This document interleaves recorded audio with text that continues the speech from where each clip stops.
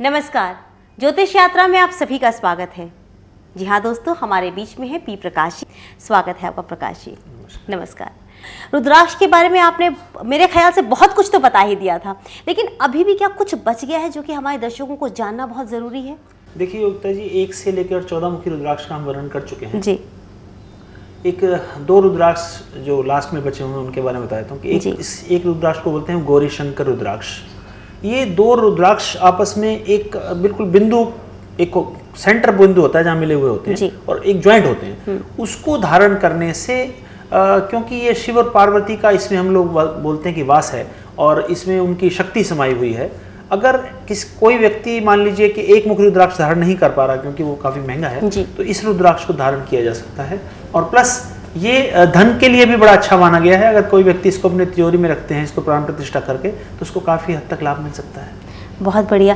जैसे कि आप हमेशा हमें रुद्राक्ष के बारे में बताते हैं, तो कई बार मेरे दिमाग में यह बात जरूर आती है कि विदेशों में आपके बहुत सारे क्लाइंट्स, वहाँ पे अगर किसी को रुद्राक्ष की ज़रूरत होती है तो क्या किया जाता है? क्योंकि रुद्राक्ष तो चलिए भारत में बहुत ज़्यादा मिल जाते हैं, वहाँ के लिए क्या करते हैं? देखिए योगिता जी, ऐसा नहीं है कि रुद्राक्ष खाली हिंदुस्तान में होते हैं। इंडोनेशिया के रुद्राक्ष बहुत बढ़िया माने जाते हैं और इसकी क्वालिटी जो है बहुत अच्छी है। रुद्राक्ष आजकल सारी दुनिया में मिल जाया करते हैं, ऐसी कोई लेकिन पहचान जो है वो तो हम भारतीयों में ज्यादा होती है, हम ज्यादा अच्छी सी चीजों को पहचान जाते हैं, कुछ ऐसा माना जाता है। असली का जहाँ तक प्रश्न वो मैं समझता हूँ कि हिंदुस्तान में ऐसा थोड़ा सा दिक्कत है, बाकी विदेशों में ऐसा नकली असली नहीं होता, एक ही तरह के रुद्राक्ष होते हैं और काफी अच्छे। अच्छा, मतलब वो ऑथेंटिक ज्यादा होते हैं, ये मान के हम चलें।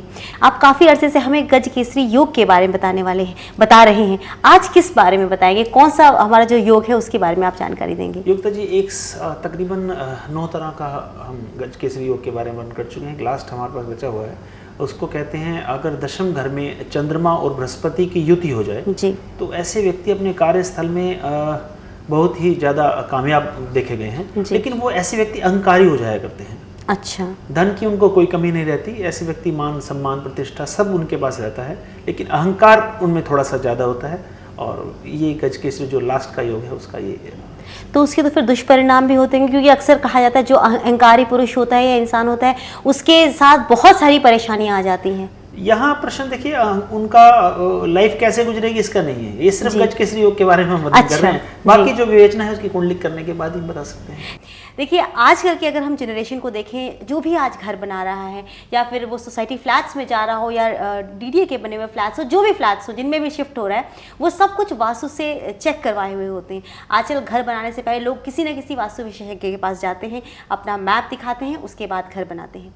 लेकिन परेशानियाँ फिर भी साथ नहीं छोड़ती। हमने कई बार देखा हुआ है, मैप दिखा दिया है, सब कुछ हो गया है, घर बनवा लिया, गृह प्रवेश हो गया, उस घर में जाने के बाद इंसान परेशान ही परेशान है।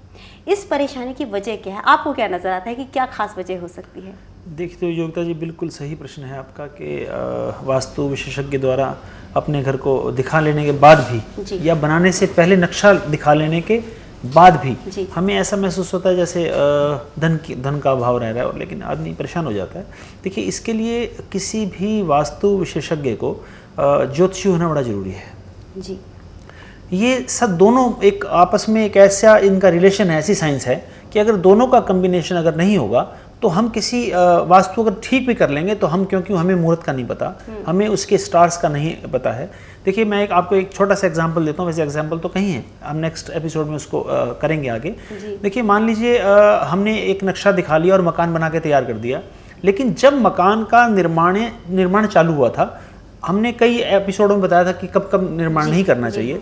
अब मान लीजिए बृहस्पति आजकल गोचर में अस्त चल रहे हैं या उन खराब ग्रहों से ग्रस्त हैं या नीच के हैं। अगर इस वक्त में आपने अपना भवन का निर्माण कर लिया तो धन का अभाव रहना निश्चित है। आपने जो बृहस्पति अस्त चल रहा है वाले शब्द का इस्तेमाल किया, जरा उसके बारे में बताएं। देखिए युक्ता जी, ये एक ज्योतिष का सिस्टम है कि इससे डिग्रियों से चेक किया जाता है।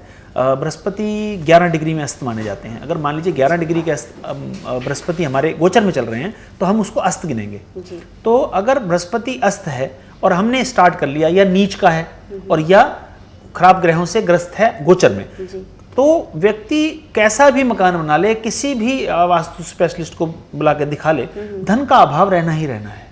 अच्छा। अच्छा। तो जब भी वास्तु मेरा सजेशन है सब लोगों को कि जब भी अगर आप भवन का निर्माण कर रहे हैं तो कम से कम गोचर में जो स्टार चल रहे हैं उनका ध्यान रखना बड़ा जरूरी है जी। क्योंकि देखिए ज्योतिष एक बड़ा लंबा और फैला हुआ इतना बड़ा सब्जेक्ट है कि इसको समझ पाना बड़ा एक जीवन में तो कम से कम संभव नहीं होता, लेकिन कोशिश की जा सकती है। अगर इस बातों का ध्यान रखेंगे तो ये आपको ऐसा नहीं होगा कभी भी। और उसके बाद भी योगिता जी, अगर किसी को प्रॉब्लम है और घर बन गया और सब बातें हैं, तो जैसा हमने पिछले प्रोग्राम बताया था कि अगर हम जैसे ये हमारा एक यंत्र है, वास्तु दोष निवारक यंत्र है, और इसके 3 पार्ट हुआ करते हैं इस तरह से। अगर इसको ये टोटल 5 किसी भी घर में लगाने पड़ते हैं, अगर हम एक एक कोने में एक और एक सेंटर में वास्तु दोष निवारक अपने घर में लगा लें तो वास्तु वाइब्रेशन जो है काफ़ी हद तक हमारी ठीक हो जाया करती है, और ये दोष धीरे धीरे करके समाप्त तो नहीं होगा लेकिन काफ़ी हद तक आप रिलीफ महसूस कर लेंगे इसमें। आपने बहुत बढ़िया बताया। हमें लोगों ने श्री यंत्र के बारे में बहुत बार पूछा है, हमने बहुत बार बताया है, लेकिन फिर से लोगों की जानने की इच्छा है। देखिए योगिता जी, वास्तु दोष निवारक जो यंत्र है वो घर की वास्तु को ठीक करने के लिए है, उसकी वाइब्रेशन, क्योंकि एनर्जी चारों कोनों से आ रही है और चारों कोनों को हमें सेट करना पड़ेगा उस अकॉर्डिंग टू वास्तु के हिसाब से। चारों कोनों में एक एक यंत्र एक सेंटर में लगा ले। लेकिन जहां तक श्री यंत्र का प्रश्न है, श्री यंत्र जो है वो लक्ष्मी का यंत्र है, त्रिपुर सुंदरी का यंत्र कहा जाता है। वो इस प्रकार से ऐसा होता है, अगर इस यंत्र को कोई भी व्यक्ति अपने घर के मंदिर में या जो उसने बना रखा है लाल कपड़ा बिछा के स्थापित करे और उसके ऊपर एक उसके सामने रोज एक घी का दिया जलाए, तो कोई कारण नहीं है कि उसके घर में लक्ष्मी ना रहे जी। लेकिन ये श्री यंत्र जो है ये पंचधातु से बना हुआ है और विधि विधान से इसका लक्ष्मी महायज्ञ में इसकी पूजा की जाती है, उसके बाद ही इसको स्थापित किया जाता है। जिस किसी व्यक्ति को इसकी आवश्यकता लगे वो मुझे फ़ोन पे बात कर सकता है मुझसे।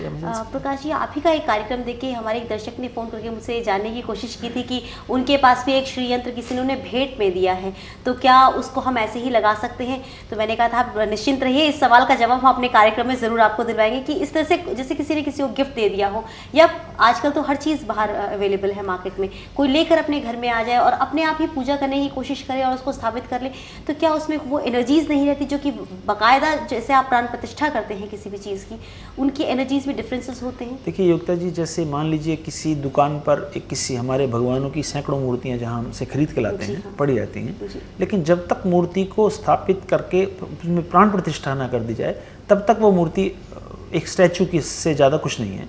अगर किसी भी यंत्र को स्थापित करना है तो आपको ये जानकारी होनी चाहिए कि अगर इसकी प्राण प्रतिष्ठा क्या की गई है, तो प्राण प्रतिष्ठा किए हुए यंत्र ही काम करते हैं, दूसरे तो एक मात्रा से शो पीस समझ सकते हैं।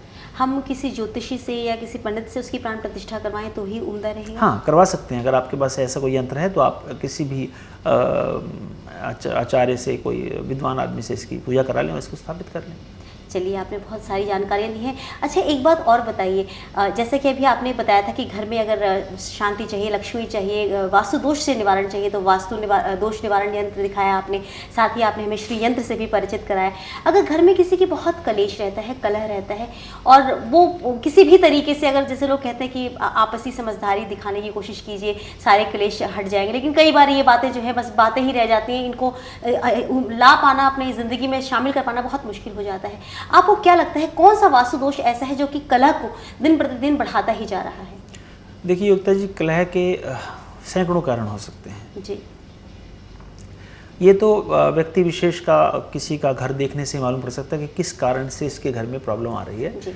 लेकिन अगर एक साधारण तौर पर ध्यान रखें, देखिए 2-3 चीज़ों का आप ध्यान रखें। जैसे अपने बेडरूम के अंदर एक तो आप जैसे हमने बोला था कि पीछे कोई किसी प्रकार का नशा ना करें, अपने बेडरूम में जूठे बर्तन ना छोड़ें, और अपने बेडरूम में ऑयल कोई ना रखें, आप ऑयल ना रखें, तेल ना रखें जी। तेल का जैसे कोई आप बोतल रख लें, शीशी या कनस्तर जैसा भी रखें, और एक आप कोई ज्वलनशील पदार्थ नहीं रखना आपने, और कोई सामान को कूटने वाला, जैसे हम पुराने ज़माने में हमाम दस्ते टाइप का कोई इस्तेमाल करते थे, इस प्रकार का कोई इंस्ट्रूमेंट आपके यहाँ नहीं होना चाहिए। अगर ऐसा बेडरूम में है तो आपको एक तो चिंता हमेशा रहेगी, नींद आपको नहीं आएगी, और घर में कलह काफ़ी हद तक बढ़े रहेंगे।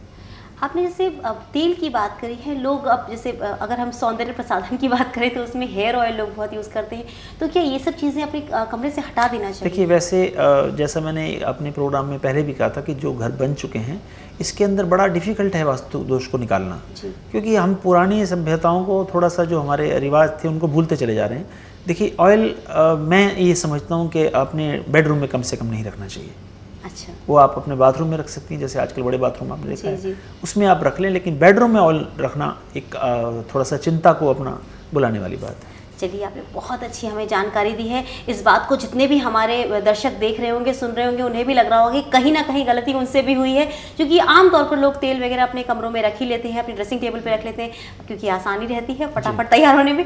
आज आपने जो हमें जानकारी दी है प्रकाश जी, उसके लिए आपका बहुत बहुत धन्यवाद। प्रकाश जी, आपने बहुत सारी हमें जानकारियाँ दी हैं और आपके एड्रेसेस के ज़रिए जो है लोगों को बहुत सारे लाभ मिलने भी वाले हैं, हमें मालूम है। चलते चलते हम चाहेंगे कि अगर आप एक लाइन में हमारे दर्शकों को कोई संदेश देना चाहें तो बहुत भला होगा हम सबका। देखिए, हम आज तक काफ़ी टिप्स लोगों को देते आए हैं। एक समस्या मेरे सामने काफ़ी दिन से आ रही है कि लोग घर में आजकल बीमारी से बड़े ग्रस्त हैं। देखिए, 1 महीने में 3 रोटी मीठी तंदूर पे लगवा के और गायें और कुत्ते और कौवे को डाल दी जाए, घर का जो स्वामी है, तो आपके घर से बीमारी धीरे धीरे करके निकल जाएगी और चिंता मुक्त हो जाएंगे। बहुत बढ़िया आपने मैसेज दिया है हमारे सारे दर्शकों को, टिप्स भी आपने दिए हैं और बहुत सारी जानकारियाँ आपने हमें पहले भी दी हैं। हम चाहेंगे कि यूं ही भविष्य में भी आप हमें जानकारियाँ हमेशा देते रहें। नमस्कार।